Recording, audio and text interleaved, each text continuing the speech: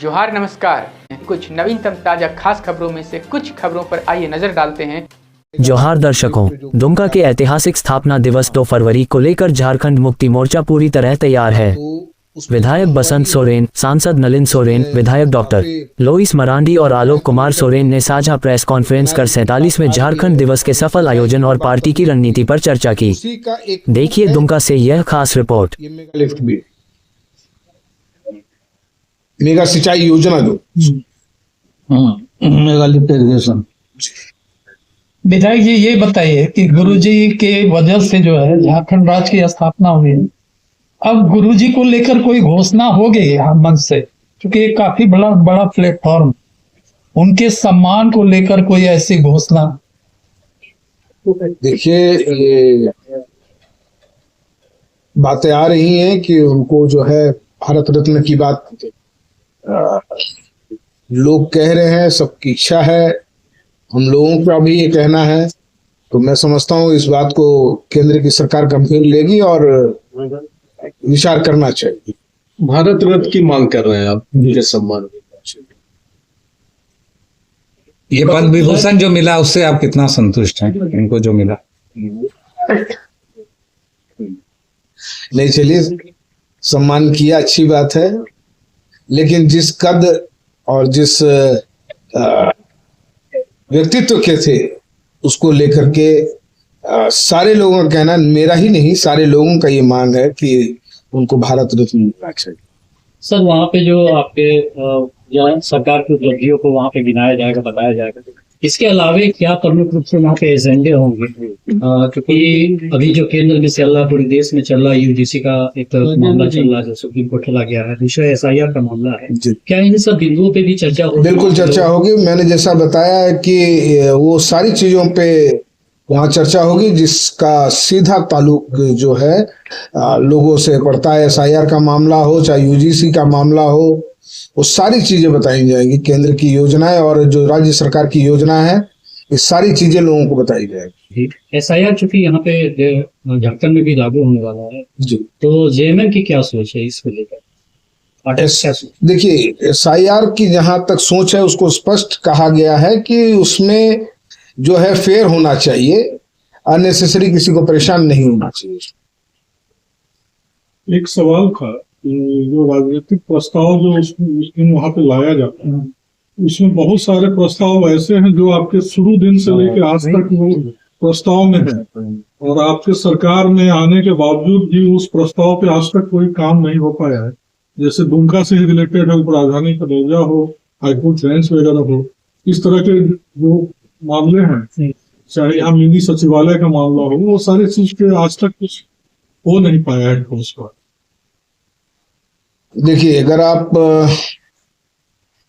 दुमका के विकास की बात कर रहे हैं तो आप देखेंगे कि इन 5 सालों में दुमका कहां से कहां पहुंचा है, ये भी देखना पड़ेगा। आज सबसे बड़ी चीज आप देखें, दुमका में एयरपोर्ट पे आज फ्लाइंग स्कूल कुछ दिन पहले ही यहां शुरू हुआ, जो बंद कर दिया गया था पिछली सरकार के द्वारा। रघुवर जी की सरकार के दौरान इसको बंद कर दिया गया था, उसको स्टार्ट कराया गया। धोती साड़ी योजना जैसी महत्वपूर्ण योजना जिसका सीधा लाभ आखिरी पैदान के इंसान को होता है, उस योजना को पिछली सरकार ने बंद किया, उसको चालू कराया। आज शहर की स्थिति देखिए, आज आपको इंडोर स्टेडियम, आपको म्यूजियम और अच्छी सड़कें, बिजली की व्यवस्था, ये सारी चीजें आप इंफ्रा देखा जाए तो दुमका 5 सालों में कहां से कहां पहुंचा है। तस्वीर दुमका की बहुत बदली है। आज आपके मसलिया में 1300 करोड़ की परियोजना पे काम हो रहा है। पूरे झारखंड में आज तक इतना बड़ी योजना 25 सालों में नहीं हुई। इसको उपलब्धि नहीं मानेंगे? क्या मानेंगे आप? उपलब्धि तो सवाल नहीं था, मेरा था कि वो सब जो अधूरा रह गया वो धीरे धीरे पूरी होंगी ना। चमत्कार तो हम लोगों के हाथ में है नहीं। जितने वक्त के लिए सरकार आपके पास है, उतने वक्त में बहुत बड़ा काम हुआ। हाई कोर्ट का भी काम, हाई कोर्ट के बेंच की भी स्थापना का काम बहुत महत्वपूर्ण है जी। और पिछले 25 वर्षों से यह दोहराया जा रहा है कि लगातार हाई कोर्ट का जो मामला है, वो हाई कोर्ट का मामला स्टेट गवर्नमेंट के हाथ में पूरी तरह से नहीं है।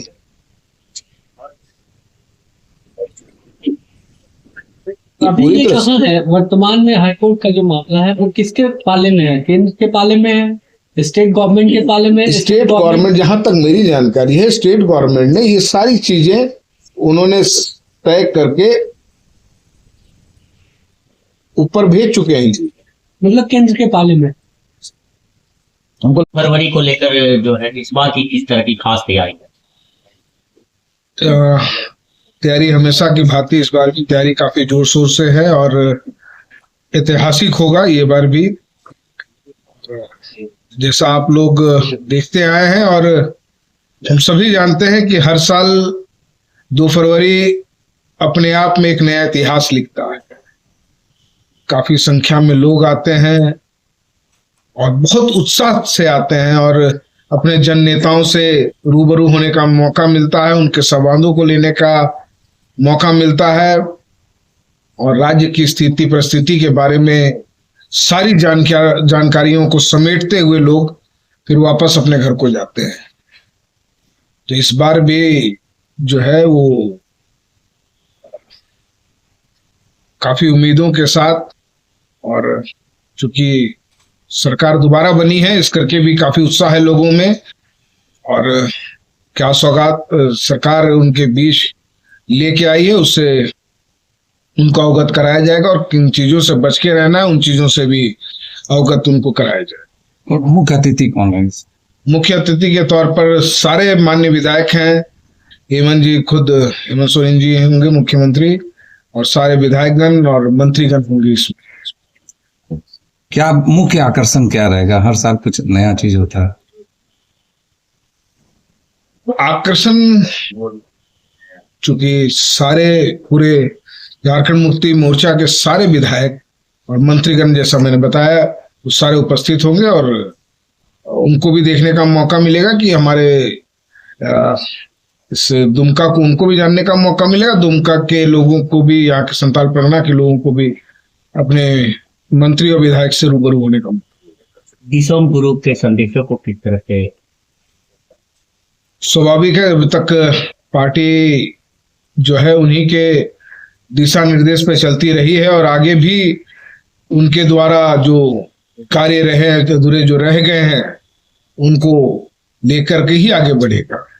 सर, ये झारखंड दिवस आजकल आप लोग बैनर पोस्टर में लिख रहे हैं, तो ये पहले स्थापना दिवस के रूप में इधर आयोजित होता था, अभी झारखंड दिवस एक नया शब्द देखा जा रहा है, ये क्या है? नहीं, स्थापना दिवस हम लोगों का धनबाद में होता है, यहाँ सदैव झारखंड दिवस ही मनाया गया, स्थापना दिवस कभी नहीं मनाया जी। तो ये झारखंड दिवस के मैंने क्या है? इसके दिन की आप लोग शुरुआत किए थे आंदोलन का, झारखंड राज्य अलग का, क्या है ये?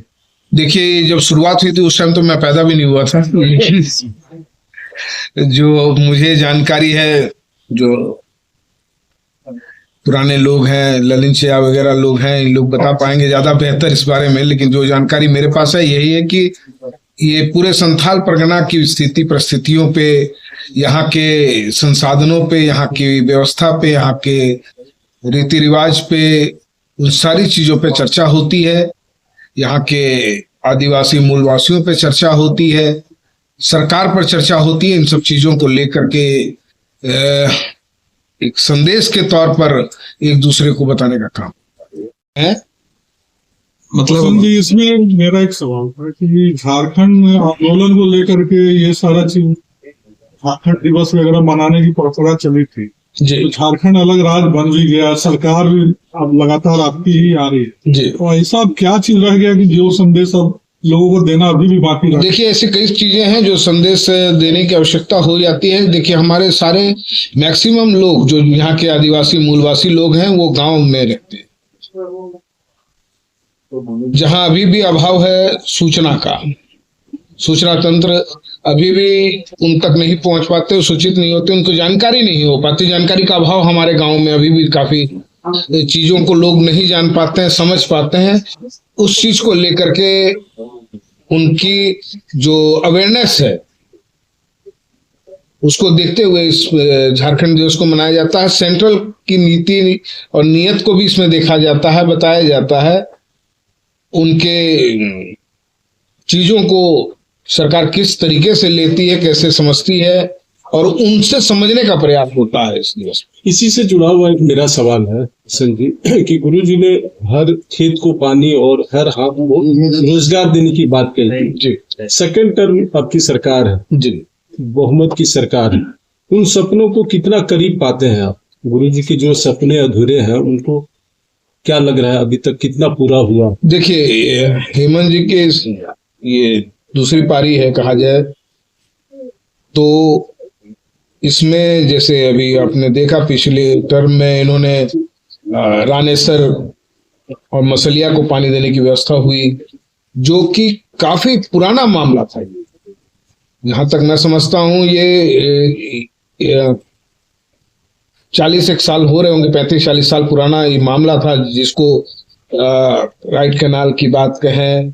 और आज मसलिया में मेगा लिफ्ट जो इसी का एक प्रारूप है कि आज हर खेत को पानी देने की बात जो गुरुजी कहा करते थे उसको हेमंत जी ने साकार करने का काम किया।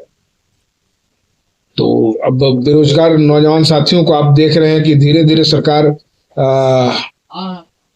जो है रोजगार से उनको जोड़ने का काम कर रही है। तो अभी 2-3 दिन पहले ही आपने देखा कि चौकीदार की बहाली हुई दुमका जिला में, 300 के लगभग बच्चे उसमें आए। तो धीरे धीरे सरकार जो भी वादे किए हैं उन चीजों पर सरकार निरंतर काम कर रही है। और मैं समझता हूं आगे आने वाले दिनों में जो भी उसने वादे किए हैं वो सारे वादे पूरे करें।